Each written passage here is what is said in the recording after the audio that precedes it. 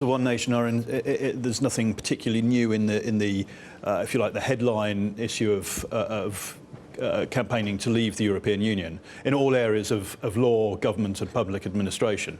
But beyond, underneath that, there is a great need in this country for a political party that is going to actually give people in the communities back their voice. For a long time now, and as I've travelled around the country as I was leader of UKIP, I realised that across the country there are communities that feel entirely disenfranchised, separated from local government. UKIP doing exactly that now? Well, what can you offer? Anything? Yeah, well, the last thing that I've just mentioned, which is giving people back that voice, is something that UKIP had never really focused on. It was primarily a one-issue party, and although it had policies in other areas, and I tried as leader of UKIP to professionalise the party, to broaden its professional political appeal, if you like, so that it could, post-Brexit, shape the trajectory of the United Kingdom into the future. But look at the website. That sounds a bit old-fashioned about what you're doing. You're talking about preserving links with the Commonwealth, preserving heritage and culture, even mentioned Disraeli. Some people might say that's not exactly progressive. Well,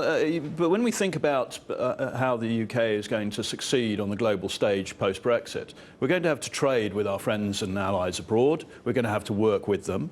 We're going to have to cooperate with them. And to do that, we've got to be outward looking. And what I fear at the moment is that the British government is so wrapped up in the immediacy of the negotiations with Brussels, as we've just been hearing about, that they're forgetting actually the longer-term objectives and how they're going to achieve them. Indeed, we're 21 months or so down the road from the EU referendum, and the government is still trying to work out what its strategic objectives in those negotiations are. Now, somebody needs to be shaking the tree a little bit and pushing forward. And the problem with UKIP is that actually they're in a bit of a mess at the moment. And do you want UKIP to go? Do you want it to fail? Do you want this party to replace it?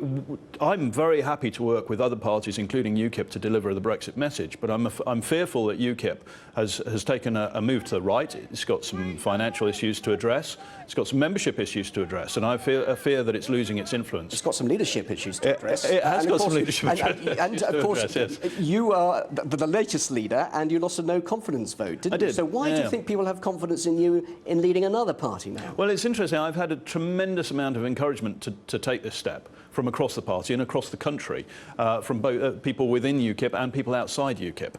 Had it not been for that, and I've spent some time sort of gauging the scale of that opinion, and had it not been for that, I wouldn't have taken this move. Do you not understand people might question credibility? Obviously, your fate was sealed over those messages sent by your girlfriend at the time, Jo Marnie, those racist messages, and you said, clinging onto your leadership at UKIP, the relationship was over, and now, of course, it isn't. Right. And she's here watching this very interview. So do you think people might maybe question your credibility over how you've stood in the past? No, you know, there are a lot of people who have seen what occurred over the last 2 months, and they saw that this was political infighting within UKIP to a great degree. And that indeed has damaged UKIP. There were people within UKIP who perpetuated that for their own political ends. And this is one of the problems UKIP's got. It's failed to address internal discipline and cohesion over a long period of time. And now I'm not sure whether that's repairable. And you're convinced you're getting signs of support, because we're hearing about an anti-Brexit party emerging. Interesting, isn't it, that you're launching a political party, but of course, by the time we have the next general election, Brexit will be done and dusted. Won't it be a bit too late? No, no, because there's two things. One is to mobilise the support that's out there, that's itching to be mobilised in support of leaving the European Union in all areas, as I say, of law, government and administration.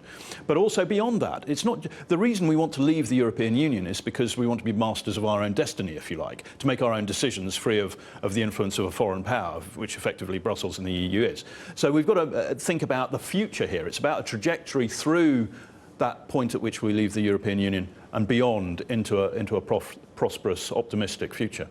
Henry Bolton, thank you very much. We will make America great again.